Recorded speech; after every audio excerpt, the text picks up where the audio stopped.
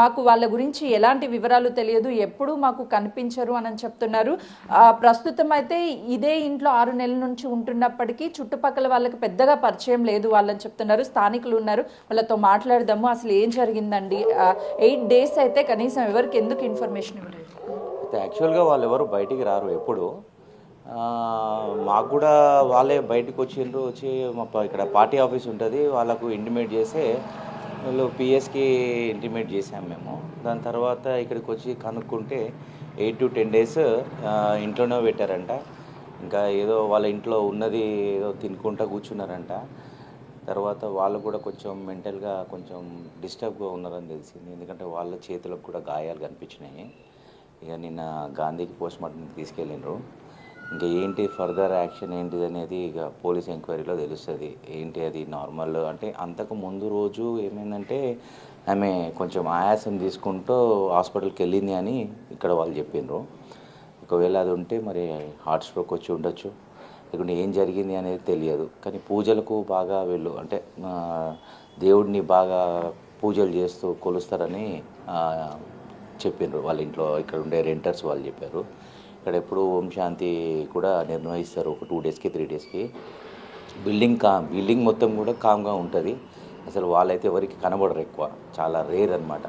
ఇక ఆర్థికంగా కూడా ఇబ్బందిగా ఉన్నారు, ప్లస్ ఫ్యామిలీ కూడా కొంచెం టెన్షన్స్ ఉన్నారు. ఎందుకంటే వాళ్ళ హస్బెండ్ ఏదో ఓయూలో జాబ్ చేస్తాడు, ప్లస్ దూరంగా ఉన్నాడు. ఒక 5-6 ఇయర్స్ నుంచి దూరంగా ఉన్నాడు.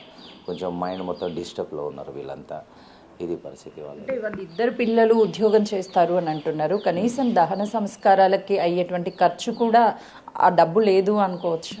అంటే కావచ్చు. ఎందుకంటే ఇప్పుడు ఒక అమ్మాయి ఏమో క్యాటరింగ్ సర్వీస్లో చేస్తుంది. ఇప్పుడు వాళ్ళు 2 డేస్ ఉంటే 5 డేస్ ఇంట్లో ఉండాల్సి వస్తుంది. ఆర్థికంగా అయితే ఇబ్బంది కావచ్చు.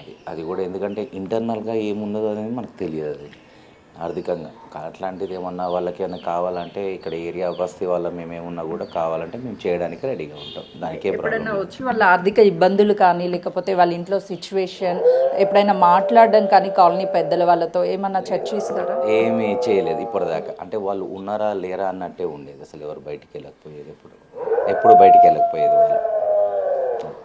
అంటే మెంటల్లీ స్టేటస్ కూడా వాళ్ళది సరిగ్గా లేదు అని అంటున్నారు. వాస్తవమేనా అండి? బయటకు వచ్చినప్పుడు ఉద్యోగానికి వెళ్ళేటప్పుడు కావచ్చు, వచ్చేటప్పుడు ఎవరైనా పలకరించినా మాట్లాడే అవకాశం ఉంటుంది? అసలు మాట్లాడతారా? లేదు, వాళ్ళు ఎవరికి కూడా టచ్లో లేరు, ఎక్కువ లేరు. అంటే ఇక రెంట్ కూడా సరిగ్గా కట్టలేదు అని ఓనర్ చెప్పారు నిన్న ఈవినింగ్.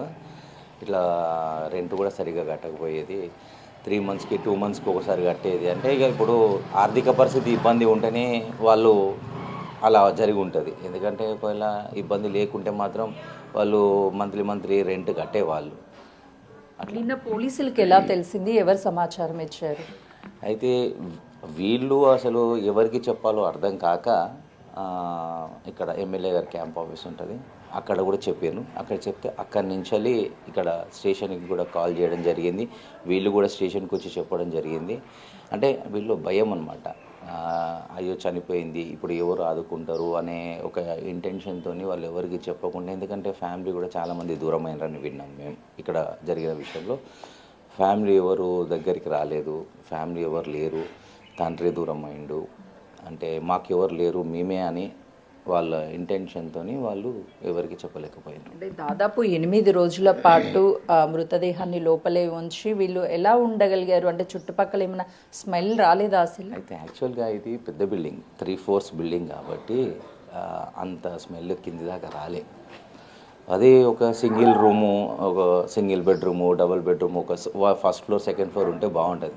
బిల్డింగ్ హైట్ పెద్దగా ఉన్నది, అందుకే పైన ఫ్లోర్ కాబట్టి వాళ్ళకంత ఏం తెలియలేదు వాళ్ళకి కూడా. నిన్న పోలీసులు వచ్చినప్పుడు ఏమైనా వివరాలు అడిగారా మిమ్మల్ని? అసలు వాళ్ళు ఎలా ఉంటారు, ఏంటి, ఏం జరిగింది అని? లేదు, కనుక్కున్నారు, వాళ్ళు కూడా కనుక్కున్నారు. వాళ్ళకు కూడా ఏదైతే ఇన్ఫర్మేషన్ ఉంటుందో ఆ ఇన్ఫర్మేషన్ వాళ్ళకు కూడా ఇచ్చినాము. ఇక వాళ్ళని ఎంక్వైరీ చేస్తే ఇది ఎలా జరిగింది అనేది తెలుస్తుంది. 99% అయితే ఆమె హార్ట్ స్ట్రోక్తో చనిపోయిందని అందరు అనుకుంటున్నారు. ఎందుకంటే అంతకు ప్రీవియస్ డే రోజు ఆమె ఆయాసంతో బాధపడుతూ హాస్పిటల్ తీసుకెళ్ళిండ్రు. ఇంట్లో వాళ్ళ పాపనే తీసుకెళ్ళింది కాబట్టి మేబీ అదే ఉండొచ్చు అని అనుకుంటున్నాను. ఇద్దరు కుమార్తెల ఏజ్ ఎంత ఉంటుందండి వాళ్ళిద్దరు? ఇప్పుడు ఎక్కడున్నారు వాళ్ళు? 21, 24 ఉంటుంది. అయితే యాక్చువల్గా నేను బాడీతో పాటు గాంధీ హాస్పిటల్కి తీసుకెళ్ళిర్రు. ఇంకా తర్వాత మరి హోమ్కి పంపారా లేకపోతే స్టేషన్లో అయితే ఉంచారు కదండి, హోమ్కి పంపి ఉండొచ్చు. తర్వాత మరి వాళ్ళ తీసుకొచ్చి ఇన్వెస్టిగేషన్ చేస్తారు. వాళ్ళతో మాట్లాడారా? ఆ పిల్లలతో అసలు ఏం జరిగింది, ఎందుకు 8 days పాటు చనిపోయాక వాళ్ళ అమ్మని లోపల ఉంచారు, ఏమన్నా మాట్లాడారా మీరు? అది ఇక మేము మాట్లాడలేదు. ఇంకా పోలీస్ డిపార్ట్మెంట్ వాళ్ళు వచ్చారు కాబట్టి ఇంకా వాళ్ళే ఫర్దర్ చూసుకుంటారని చెప్పేసి మేమేం మాట్లాడలేదు వాళ్ళతో. మాట్లాడే అవకాశం కూడా కల్పించలేదు అట్లా. అది ప్రస్తుతం చూస్తున్నాం కదా, స్థానికులు అయితే వాళ్ళు ఎప్పుడూ బయటికి వచ్చేవాళ్ళు కాదు, దేవుణ్ణి అమితంగా పూజించేవాళ్ళు. లోపల కుక్కలు ఉండేవి, కాళ్ళభైరవ దేవుడు అంటూ వాళ్ళు లోపలే ఉండేవాళ్ళు. ఆ ఇద్దరు పిల్లలు, ఒక పాప క్యాటరింగ్ చేసేది, మరొక పాప ప్రైవేట్ ఎంప్లాయీగా చేస్తుంది. 2 రోజులు ఉద్యోగం చేస్తే 4 రోజుల పాటు ఖాళీగా ఉండేవాళ్ళు. కనీసం రెంట్ కట్టడానికి వాళ్ళ దగ్గర డబ్బులు లేవు, చాలాసార్లు ఆర్థికంగా ఇబ్బంది పడ్డారు అని నిన్న ఇంటి యజమానులు చెప్పే వరకు మాకు తెలియదు. కానీ ఎవ్వరూ బయటికి వచ్చి మాట్లాడే వాళ్ళు కాదు అంటున్నారు. ప్రస్తుతం ఆ ఇద్దరు పిల్లల్ని హోమ్కి తరలించారు. మరోవైపు పోలీసులు ఈ కేసుకి సంబంధించి ఏం జరిగింది, 8 రోజుల పాటు ఆ పిల్లలు ఎందుకు తల్లి చనిపోయినా బయటికి చెప్పలేదు, ఇదంతా కూడా పూర్తి వివరాలు సేకరించే పనిలో ఉన్నారు. సుజాత, ప్రస్తుతం మనము వాళ్ళ మాట వింటూ ఉన్నాము.